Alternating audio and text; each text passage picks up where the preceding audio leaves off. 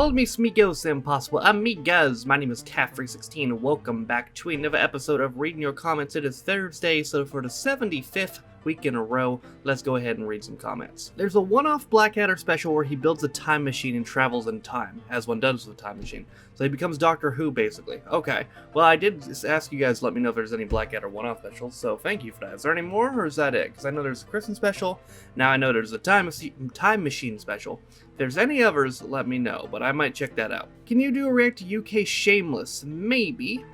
Also, do you still have the Mr. Blobby mask? Yeah, it's right here. Still got it. Still creepy as all shit from the first day I bought it. Be careful, any DNA test you do could be passed to various US government agencies. Okay. And? What are they gonna do? Use my ethnicity against me? Oh no. That fucking white kid. We gotta get him. Now we know exactly how white he is. Like, okay. Any more Gavin and Stacey on Dailymotion? Probably. I really enjoyed the first episode when I watched it. It was a little bit ago. It might have been the last video I did on Dailymotion, or Vimeo proper. It was one of them. It was one of the last ones.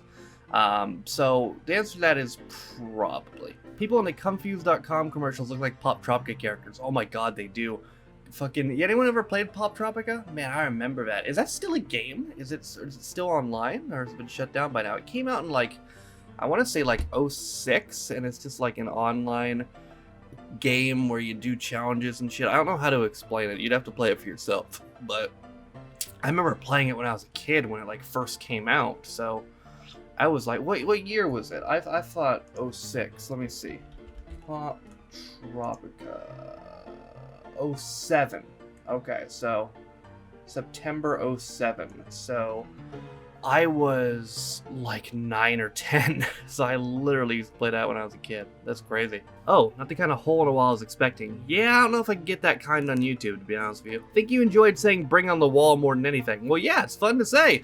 Bring on the wall! 14-year-old me hated the show and watched it most of the time. I think we all had shows like that where you watched it like ironically, but you secretly enjoyed it, but you pretend like you didn't. I feel that. I was at the recording of one of the Series 2 episodes of Hole in the Wall, and I came home with a little piece of broken wall as a souvenir. Do you still have it? Because if you ever need money, that could be a collector's item. Put that shit on eBay. Would you rather the Cheeky Girls or Jedward? Alright, fair enough. Fair point. I'll take the Cheeky Girls. Is it warm there? You seem moist. Yeah, it's getting to the point in here where it's like 80 degrees, even at night. It's going to go up to 90 probably starting next month, but it's definitely getting hotter here. And I have to close my window when I record because I'm loud, and I sometimes record at night, so I don't want to wake people up and all that. So yeah, it gets hot as shit in my room. Emily Attack, who plays Charlotte in In-Betweeners, is related to Paul McCartney. Her mom is his cousin. Her grandfather owned a pub in which Paul McCartney and John Lennon played one of their first gigs together. That's pretty crazy. And also a coincidence. I used to have a Twitch viewer who was related to Paul McCartney. People like me who watch The In-Betweeners on Vimeo might not watch it again on YouTube. We can be combined the viewing figures of this and other shows. I mean, the views of The In-Betweeners on YouTube is not a concern of mine.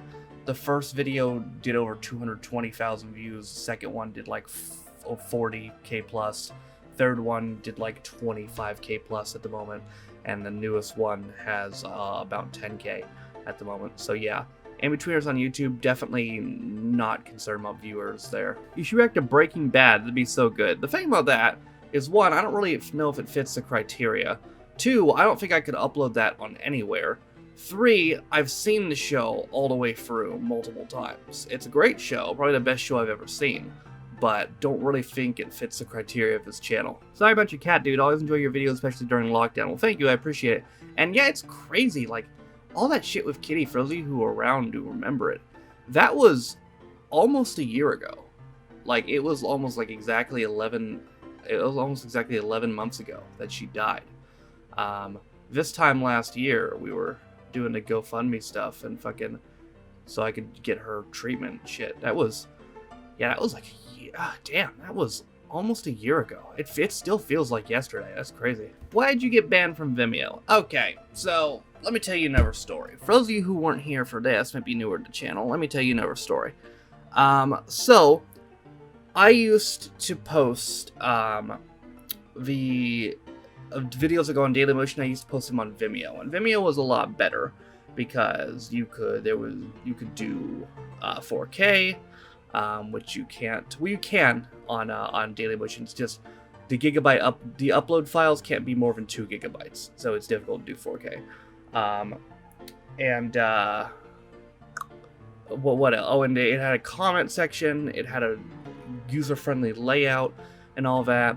The problem with Vimeo is you had to pay for it. Like, in order to get more gigabyte space, you had to pay.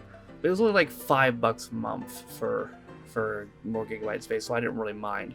But I was losing money on Vimeo because there was no monetization. Well, as opposed to Dailymotion actually does have some monetization. Unfortunately, they have a shitload of ads, and I haven't made any money yet on Dailymotion, but I might eventually. And so eventually, though, I guess they instituted some new policy, which they bothered to tell nobody yet. The thing about Vimeo is it's run by people who don't know what the fuck they're doing. It's a little kid-run company by people who know nothing about actually maintaining an audience or being user-friendly or anything like that. It's a little kid-run company.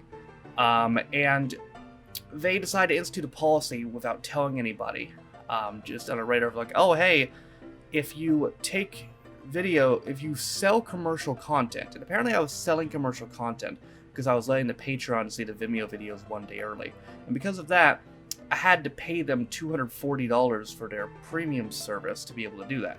Now, I wasn't going to pay them $240, but one of my Twitch viewers, Stato, who was very generous, donated me that money. So I did it, and I figured everything was solved. About a week after I paid them the money, though, I got a copyright strike, which I had never gotten on Vimeo just by uploading them to there a year. It's the whole reason I used it in the first place. And then my account got banned with no warning due to one copyright strike. And I demanded them they refund me the money, which to their credit they did. But, like, and that's the thing, the difference between them and Dailymotion too. If you upload something to Dailymotion that's copyrighted, they just say, hey, it was copyrighted, you can't upload this, we removed it. That's it. With Vimeo, if you happen to upload something that triggers their system, they say, hey, you did this, your account's banned permanently.